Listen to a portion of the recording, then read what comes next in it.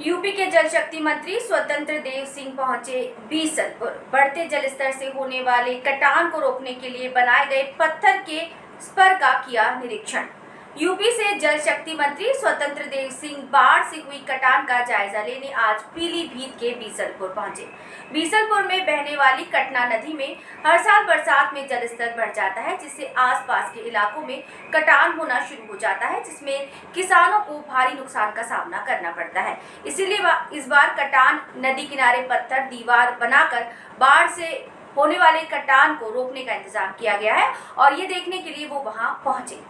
पीलीभीत जिला अध्यक्ष संजीव प्रताप सिंह, जिला मंत्री आयुष कुमार मिश्रा के साथ वो वहां पहुंचे और मंत्री जी ने यहां पर पौधारोपण भी किया। करोड़ की परियोजना का उद्घाटन किया गया है। उद्घाटन नहीं, कुल मिलाकर यह परियोजना हमारी शुरू हुई थी जी। और बाढ़ के पहले ये सभी परियोजना मेरी पूर्ण हो गई है जी। सिंचाई विभाग में माननीय योगी जी के नेतृत्व में।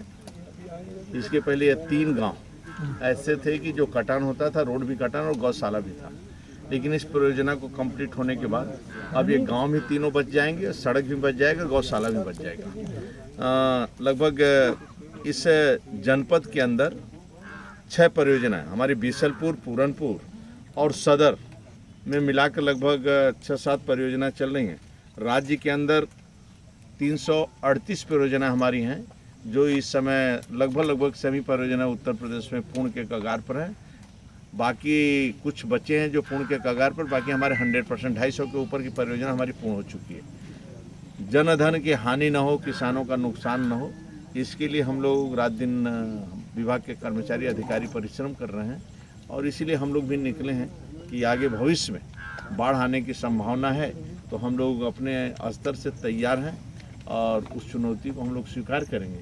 लेकिन माँ है, अपना पानी तो बहाव जैसा चलता है, तो गांव के सहयोग से और सरकार के सहयोग से हम लोग गांव को बचाने का कोशिश करें। सर, जो पत्थर की आपने इस पर बनाए गए हैं, इसमें सर कटान से रोकने के लिए इन पर कहने की नेटिंग की व्यवस्था होती है, नेट डाल के पत्थरों को रोका जाता है। सर, नेटिंग की व्यवस्था नहीं, ऐसे में आगे बाढ़ बढ़ेगी, पानी का जो करंट है बढ़ेगा, तो सर पत्थर इसके हटने की काफ़ी उम्मीद रहती है। उसके लिए सर क्या नेटिंग की व्यवस्था की जा रही है आपके द्वारा? नहीं, ये आपका समझ लो आसपास का जीवन बच गया है और ये हमारा लगभग ये पूरा सुरक्षित गांव कर देगा। जो ये परियोजना हमारी है, इस परियोजना से सुरक्षित हमारे अधिकारियों ने अलग अलग स्थान पर इस पर कहाँ बनना है, बोल्डर कहाँ गिरना है, किससे कैसे रुकाव हो जाता है, रुकावट हो सकता है, ये पूरे राज्य के नदियों का अध्ययन करने के बाद, गाँव का अध्ययन करने के बाद उसी हिसाब से निर्माण किया जाता है। आप निश्चिंत रहिए, ये तीनों गाँव बचेंगे, आगे भविष्य में भी बचे रहेंगे। इसके पहले भी जो बना था, लगभग वो एक तरह का वो सब की आयु 50 से लेकर 100 वर्ष होता है।